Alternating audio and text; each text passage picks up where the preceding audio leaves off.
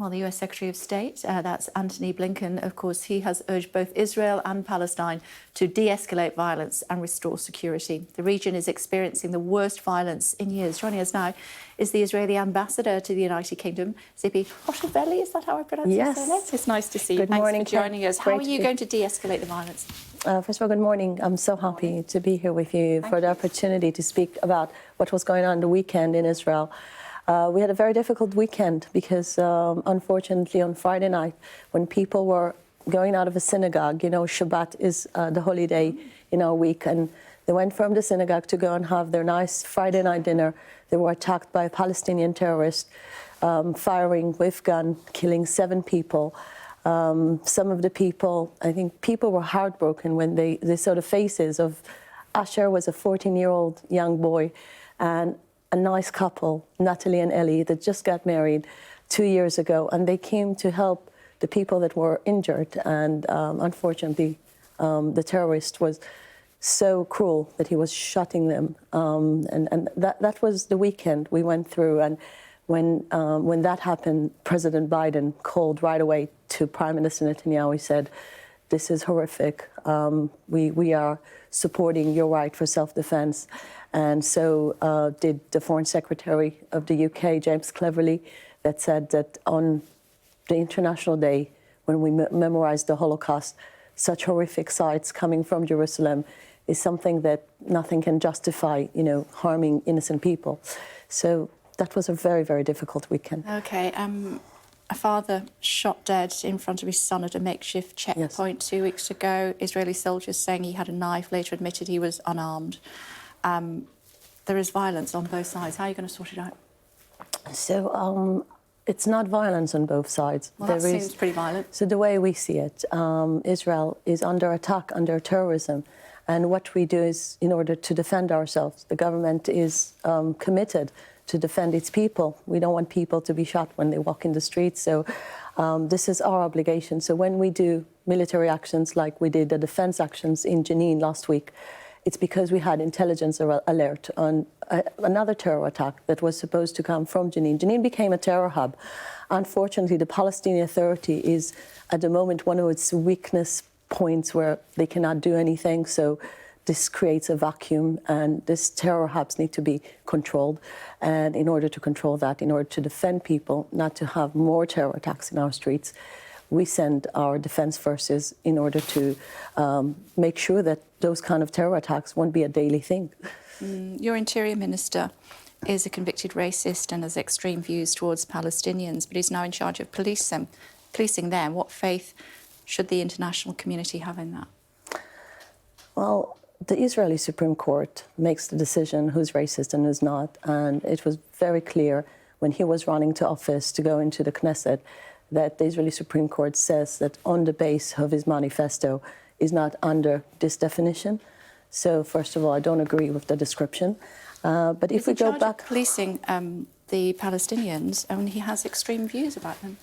But if we go back to the Israeli government is a coalition government. It's something that in the UK is not something you have many times. I mean, you're used to different type of system. What's that got to do with his views on Palestine? I explained because his views on Palestine have been under review, under judicial review of our Supreme Court.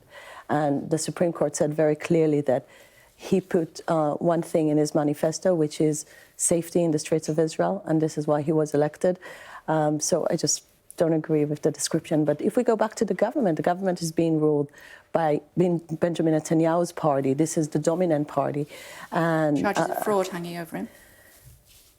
This is something being checked in a court. And I think his leadership for the last 20 years was dominated by a vision of creating more peace with our neighbours. As you know, the Abraham Accords is something that happened under his leadership. So in the last 2 years, we had more and more countries joining to the peace circle. And actually the visit of Antony Blinken yesterday, one of the main issues in this visit is how to extend the peace circle and how to bring Saudi Arabia into the circle, how to make sure that the region will be more safe. So I really think that this is a good role model of how Israel and the Arab world can create great things together, because the Abraham Accords has been a wonderful success. OK, talk to me about why you would bring gun licences. Why are you loosening gun licences for Israelis. How's that not going to exacerbate the situation? So I'm very happy you're asking about that, because I don't know if people are familiar with our very, very strict gun laws. So Israel has a very strict gun laws, and what the government is doing is basically allowing just the people that already have a license, people that are trained, are well trained, are part of security and defense forces, just to carry their guns in order to, prevent this horrific kind of, terror violence. You're going to shoot somebody. We're not going to hand out guns. I mean, just to make it sure and clear. If you've got a gun, you only have a gun to shoot somebody. No, but we have guns in order to defend ourselves. Many people in Israel, we have... But how do you defend yourself? Just to explain how the Israeli system works. We have a very strict gun laws. And the people that are allowed to carry guns are people that are trained in our security systems, because many people, as you know, in Israel, work on security work. So part of the work of those security people is, if something horrific like happened Friday night is happening, is to protect the people. So this is part of their duty, or their civil duty. But we are not handing over guns, and the Prime Minister said it very clearly. No one is taking the law into his hands. We have policing forces and we have defense forces in order to do that. No one is encouraging violence. Actually, we want to de-escalate. So normal civilians will not be getting guns? Absolutely not. Okay, this is not part of the policy. What is actually happening then when you are relaxing the gun laws? What does that actually mean? It's not really relaxing gun laws. It's more the people that are already trained and they're able, that they will be encouraged to carry those guns in order to protect people. Sometimes they take the police, shoot people. Not to shoot people, to protect people if they're under terror attack.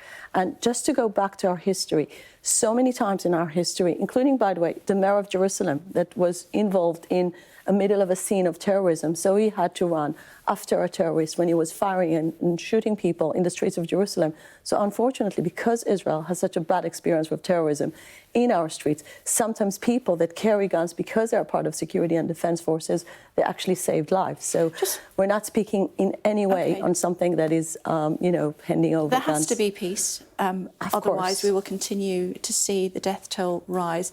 Talk to me about the importance of taking the houses from the families of those that are caught up in terrorism. What's the point of that? First of all, let's start with what you started. There must be peace. So why there is no peace? If Israel is doing so well with Egypt, with Jordan, we have a proven record of a country that seeks peace and wants peace. So why is it so hard with our neighbours, the Palestinians?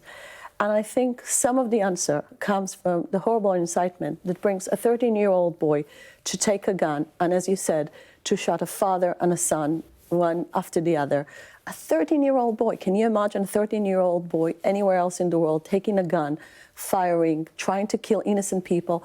I think it's the incitement. So why then demolish his family's home? Again, so the reason we're doing it is in order to discourage the other people to be involved with terrorism. So it's not just the child's responsibility, it's the whole family that is responsible for the way we see it, it's not the family's responsibility or any. We see it as, look at what is happening with the Palestinian Authority, delivering financial support to everyone who's involved with terrorism. There is so much incentive under the Palestinian leadership to be involved with terrorism.